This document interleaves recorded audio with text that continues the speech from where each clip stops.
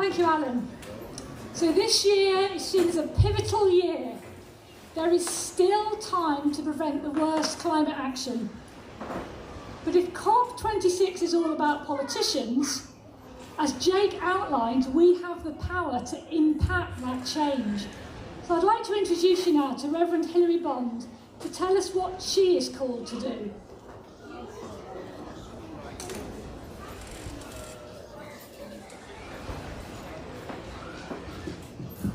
I'm short as well. Can you hear me? So, I'm Hilary and I'm a climate activist.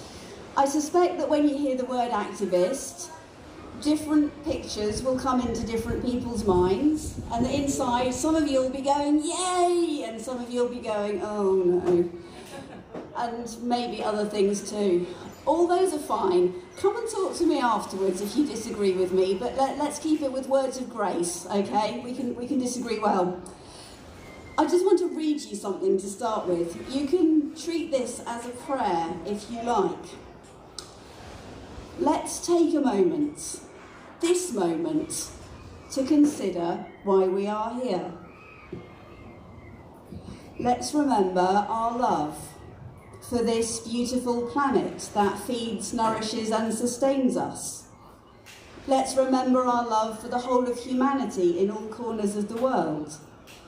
Let's recollect our sincere desire to protect all this for ourselves, for all living beings and for future generations to come. As we act today, may we find the courage to bring a sense of peace, love and appreciation to everyone we encounter, to every word we speak, and to every action we make. We are here for all of us. It could be a prayer, couldn't it? Don't you think? Yes. It's not a prayer. Well, it kind of is. It's the solemn intention statement of Extinction Rebellion. It's what we read before we go and sit in the middle of a road or in front of an oil company's doors, or before some people who feel the need to do that go and stick themselves to underground trains and such like. It's the reason that activists do what they do. I wonder whether you count yourself as a Christian or not, how you see Jesus. What are the words or pictures that spring to mind when you think about him? Don't think about it too hard. Shout me out some words. How do you describe Jesus? Just shout. Disruptor. Go on, I've got disruptor, radical. Can't hear you. Somebody shouted behind me. Free thinker. A free thinker, awesome. This is good. Do you know, very often when I ask that question in church, people come out with very different answers. They talk about things like love and compassion and gentleness. And that's good, because that is a part of who Jesus is. But actually, Jesus was and is also a radical who disrupted things, who was countercultural, who spoke truth to power, and ultimately was executed because of it. And that is the person that, if you count yourself as a Christian, you say that you follow. It's quite exciting, and it can take you into all sorts of exciting places. So, a bit of my story. I've always loved the natural world. It was my mum's fault to start with. She used to do lots of stuff out in our garden, and I can remember the awesome day when I was about 3 and I discovered woodlice. They lived in the cracks in between the patio slabs on our patio, and I can remember suddenly discovering that they weren't all small and grey. They came in different shapes. They came in different sizes, and they even came in different colours. Do you know there are some that are almost pink? And they're really quite exciting. Some of them run away if you poke them, gently, obviously. Some of them curl up into tiny balls like miniature armadillos, and they are completely awesome. That was the start of my love for the natural world. It went on through running eco courses with my mum as a teenager, being married to an environmental contractor who rescues endangered habitat using big machines, and eventually that bit of me And the Christian bit of me, I always tried to escape from church, but as you can see, it never quite worked. Those two bits came together when I discovered Franciscan spirituality. So I'm a third order Franciscan, and what I discovered in St. Francis, he wrote what was apparently the first ever poem in the Italian vernacular. It's called the Canticle of the Creatures, and it talks about all of creation as brother and sister, brother sun and sister moon, sister water, brother fire. And it just made me think, what if I genuinely did see creation as brother and sister? I know that people who've got brothers and sisters argue with them all the time, but actually, for the most part, if something was threatening one of them, you'd be there, wouldn't you? If we really saw water as sister water, how would we ever have managed to fill her up with plastic? Anyway, all those things led me into signing petitions, writing to my MP, writing to big business, doing all those sensible things that you're supposed to do when you want to be part of bringing change. And eventually, after years of doing it, I got really, really fed up. I got fed up with people saying, yeah, you run away and play, we'll sort it out, and seeing absolutely nothing happening. Anybody feeling a bit like that? Yeah, fantastic. So into that feeling of frustration, Extinction Rebellion began, and I became aware of Christian climate action, which has been going for a lot longer than XR. And bit like Jake, I went off to London to join in with a rebellion. Now, if you sign up on the XR website, you can choose different roles. So I decided I was going to go and help in the kitchen for a few days. I definitely wasn't going to get arrested.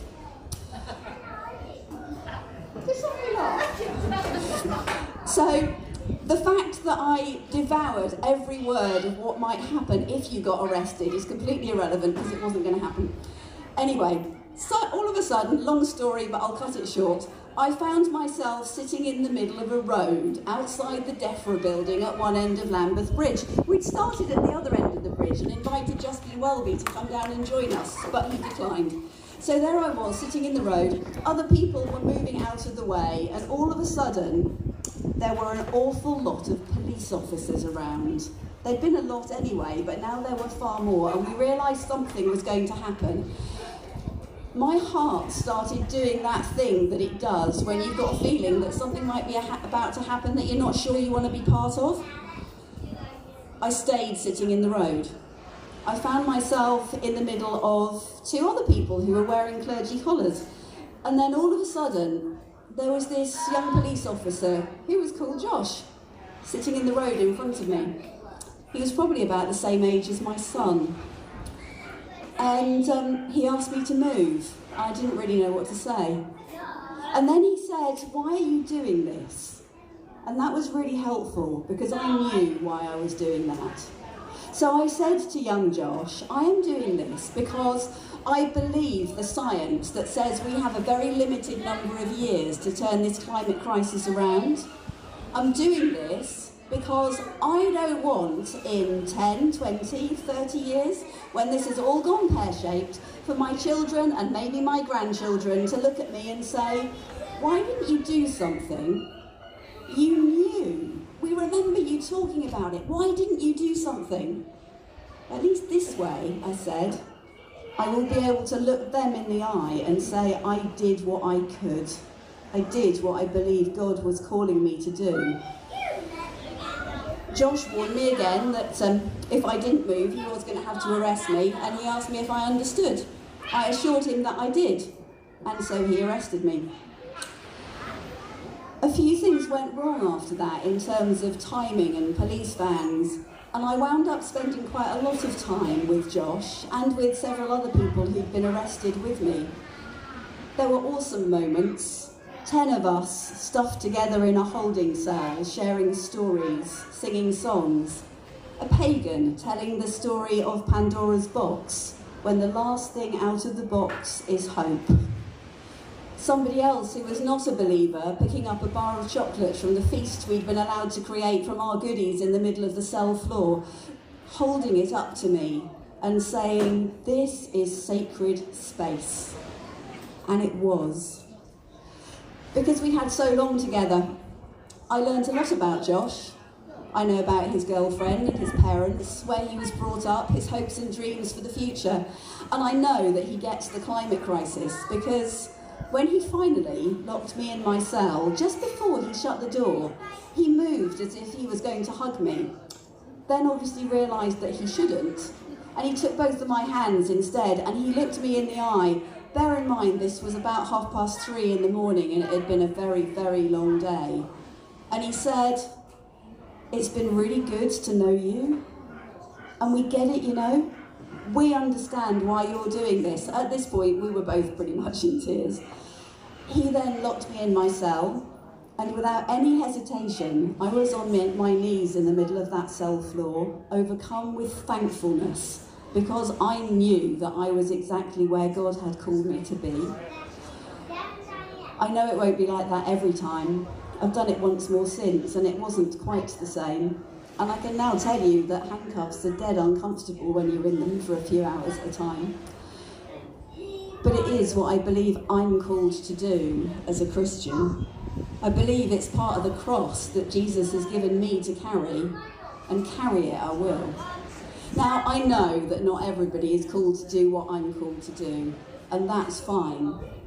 But what I also believe is that we're all called to do something. You might be meant to be out on the streets with Christian Climate Action with me. You might be meant to stay at home and pray for those of us who are out there, and for the people making the decisions at COP26. You might be meant to sign petitions, lobby your MP, and write to big business. You might be just meant to not shut up about it, to talk about it to anybody who will listen and those who won't.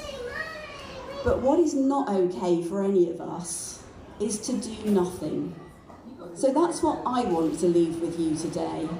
Work out where your part is in following that radical, disruptive Jesus. But don't do nothing. Find what's yours to do and do it. Thank you for listening.